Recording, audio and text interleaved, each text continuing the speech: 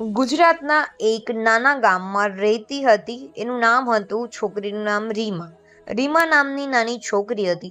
તેની ઘરની સ્થિતિ ખૂબ જ નબળી હતી. હા મિત્રો, તેમની ઘરની સ્થિતિ ખૂબ જ નબળી હતી, પણ તેના જે સપના હતા તે ખૂબ જ મોટા હતા. હા મિત્રો, સપના ખૂબ જ મોટા હતા, પણ દરરોજ ઘરના કામ કર્યા પછી પણ દરરોજ ઘરના કામ કર્યા છતાં પણ પછી તે લાંબો ચાલતો રસ્તો ચાલીને સ્કૂલે જતી હતી. અને લોકો બધા કહેતા હતા કે છોકરીને એટલું ભણાવીને શું ફાયદો છે.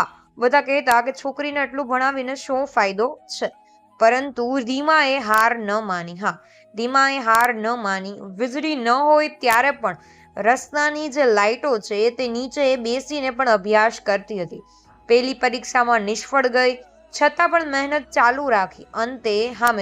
અંતે તે સરકારી અધિકારી બની અને પોતાના ગામની છોકરીઓને ભણવા માટે પણ પ્રેરણા આપી. અને તેની કહાની મિત્રો એ જ શીખવે છે કે પરિસ્થિતિ નહીં, પરંતુ હિંમત અને મહેનત જ સફળતા તમને અપાવે છે. તો સૌને મારા જય શ્રી કૃષ્ણ અને હર હર મહાદેવ. તો મિત્રો, આવી જ સ્ટોરી સાથે અને આવી જ નવા વિડીયોમાં બીજી વાર મળીશું.